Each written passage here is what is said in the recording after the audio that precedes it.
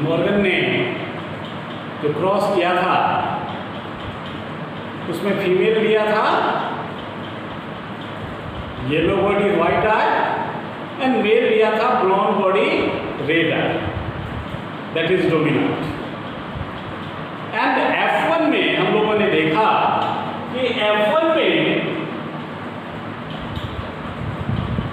Female के पास brown body है और रेड आई है। पैरेंटल में मेल के पास ये कैरेक्टर था। और F1 में मेल के पास येलो बॉडी व्हाइट है, यानी जो फीमेल के पास था। अब इस दोनों के बीच F1 में जो प्रोजेनी ऑब्टेन हुए हैं मेल्स एंड फीमेल्स, उसके बीच उन्होंने क्रॉस कराया मॉर्गन ने। अब हम देखते हैं कि इसमें कितने तरह का गैमेट्स बनता है। फीमेल में एग्स कितने तरह के होंगे और मेल गैमेट्स कितने तरह के, ठीक है।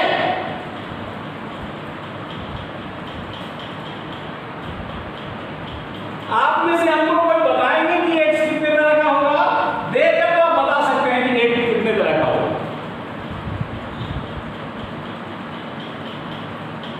बोलो। 4 टाइप्स का होगा। 4 टाइप्स का होगा। क्यों? आप देखिए दोनों एक्स क्रोमोसोम है ना, दोनों एक्स क्रोमोसोम है और 2 क्रोमोसोम पर जीन्स अलग अलग हैं। देखिए एक जीन तो एक ही है, एलील्स अलग अलग है। एक पर Y प्लस है, एक पर Y है। और आप जानते हैं कि मियोसिस में क्रॉसिंग ओवर होगा तो 2 तो ऐसे ही बनेंगे। 2 जो एक्स होंगे, 2 तरह के एक्स, वो तो ऐसे ही होंगे। मतलब ये एक जो है एक तरह का, एक तो ये हो जाएगा। दूसरे तरह के एक्स जो हैं, ठीक है, दूसरे तरह के एक्स ये हो जाएंगे। दोनों क्रोमोसोम अलग होता है ना, तो दूसरे तरह का ये एक तरह का एक हो गया। दूसरे तरह का एक कौन हो जाएगा? ये क्रोमोसोम जो है इस पर जो जीन्स हैं, ठीक है। तो ये तो हो गया आपको पैरेंटल, ये दोनों अलग हो गया। लेकिन क्रॉसिंग ओवर भी तो होता है, रिकम्बिनेंट्स भी तो बनेंगे, ठीक है। तो क्या होगा? जब क्रॉसिंग ओवर होगा तो ये Y प्लस इस पर चला जाएगा और Y इस पर चला जाएगा। तो एक जो एक्स का टाइप होगा वह होगा Y और W प्लस, और दूसरा जो होगा वह क्या होगा? Y plus W, right. तो एक्स कितने टाइप्स के हो गए? 4 टाइप्स का एक हो गया। X are of 4 types. अब बताइए स्पर्म्स कितने तरह के होंगे?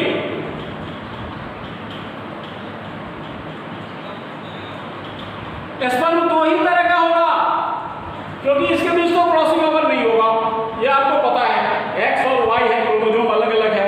तो स्पर्म्स जो है यानी मेल गैमीट्स ये 2 ही तरह के होंगे, एक YW और एक Y क्रोमोसोम, राइट। अब देखिए इसको एक बार इससे फ्यूज कराइए और एक बार इससे फ्यूज कराइए, ठीक है। तो हम क्या करेंगे, इसको रखते हैं, ये हो गया आपको Y प्लस W प्लस, इसको इसके साथ रख देते हैं YW, ये हो गया आपको एक, ठीक है।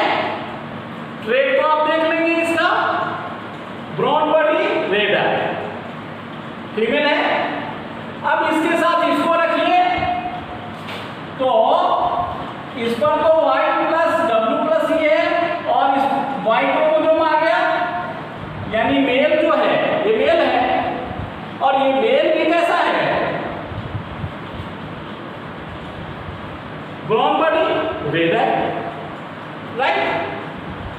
तो इसका काम हो गया। अब ये लेते हैं, तो YW स्मॉल है दोनों, इसके साथ ये ले लेंगे, दोनों पर सेम एलिमेंट्स हैं, तो ये फीमेल होंगे और दूसरे के साथ येलो बॉडी व्हाइट है, और इसके साथ इसको ले लीजिए YW और Y क्रोमोसोम।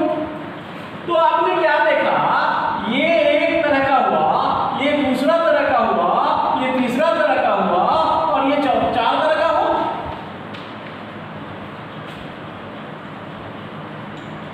चार तरह का हुआ पैरेंटल फॉर्म्स। ये पैरेंटल फॉर्म्स है ना, इसमें तो क्रॉस ओवर नहीं है, नए कैरेक्टर वाले, नए ट्रेड वाले नहीं हैं।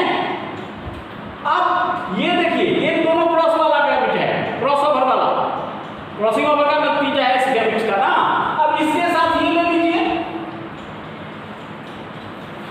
इस साइड लिख देते हैं, इसके साथ YW प्लस, इसके साथ ले लेंगे YW। तो क्या होगा, ये Y हो गया ना, तो ट्रेड तो आप रिमाइंड कर लेंगे यार, इसका बॉडी हो जाएगा येलो और आई हो जाएंगे रेड। फिर इसके साथ इसको लीजिए,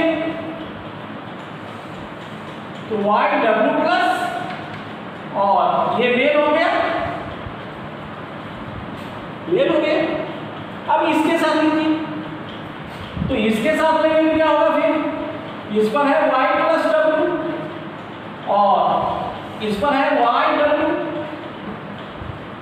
फिर इसके साथ में इसको लेंगे, राइट। तो Y प्लस W और Y क्रोमोसोम,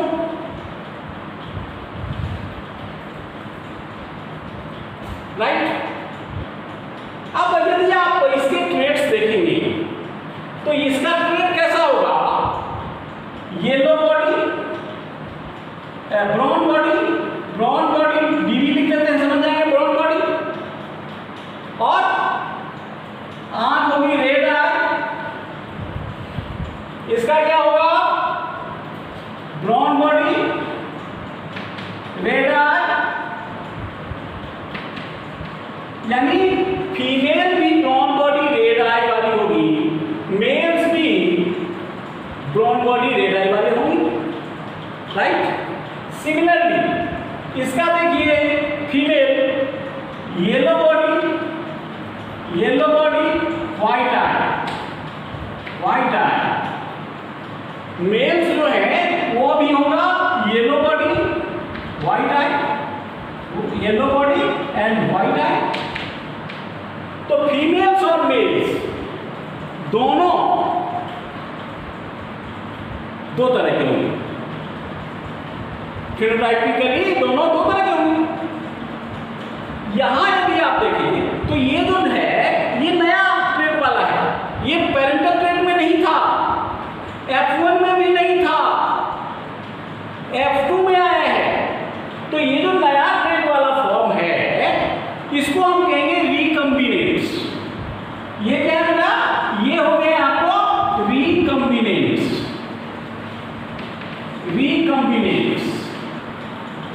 और ये तो हो गया, ये हो गया पैरेंटल फॉर्म्स।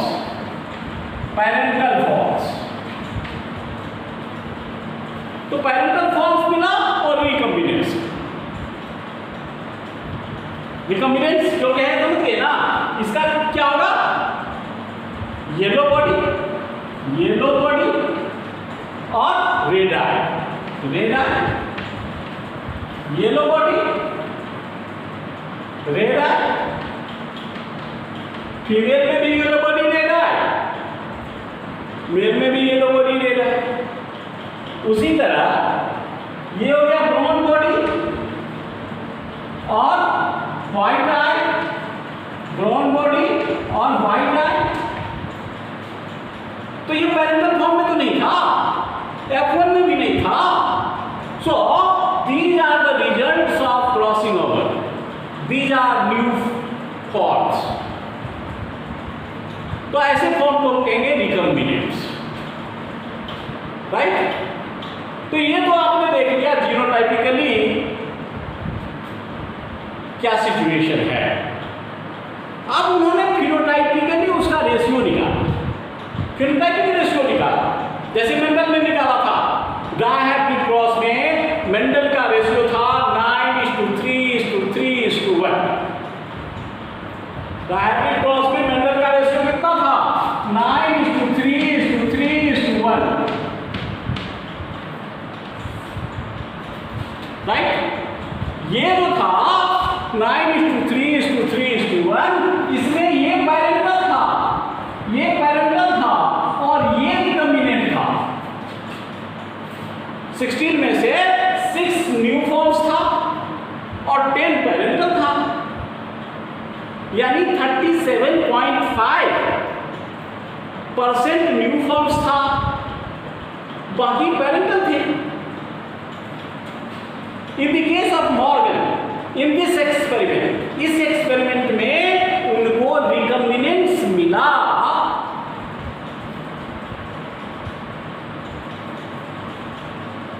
1.3%। 1.3% फिनोटाइपिक बात कर रहा हूं, देखने में बाहर की बात, एक्सटर्नल फॉर्म्स।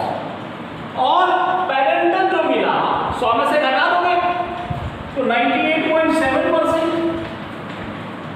तो पेरेंटल फॉर्म्स उनको मिला 98.7% एंड रिकम्बिनेंट्स मिला 1.3%।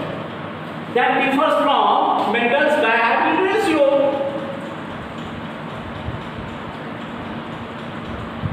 नाउ ऐसा क्यों होता है? ऐसा क्यों हुआ? ज्यादा पेरेंटल फॉर्म्स क्यों आए और रिकम्बिनेंट्स कम क्यों आया? इसका मतलब एक क्रोमोसोम पर जो जीन्स होते हैं उसकी यह टेंडेंसी होती है कि वह एक जनरेशन से दूसरे जनरेशन में साथ साथ मूव करे, राइट। एक्सपेरिमेंट आप लोगों को क्लियर है कि कोई डाउट है? जल्दी बोलो। Is this experiment clear to you? ये एक्सपेरिमेंट क्लियर है कि नहीं, सो बताओ।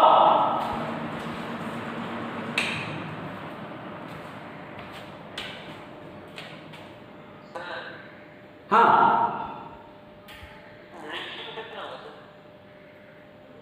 किसका? अरे 1.3% आया। यहां देखो ना, इसको कन्वर्ट कर दोगे ना, यहां 16 में 6 है, 16 में 6 है तो 37.5% था, समझे ना। तो 37.5% रिकम्बिनेंट्स यहां था, यहां ये कितना है? 1.3% रिकम्बिनेंट्स, ये चारों मिला करके, मेल और फीमेल मिला करके ये रिकम्बिनेंट्स जो था, समझा।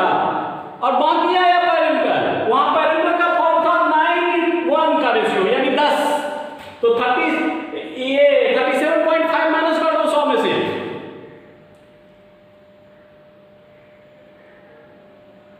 नेक्स्ट क्रॉस देखेंगे हम, उसमें इसके आसपास आएगा, तो उसका क्या रीजन है? इस क्रॉस को पहले क्लियर कर लो।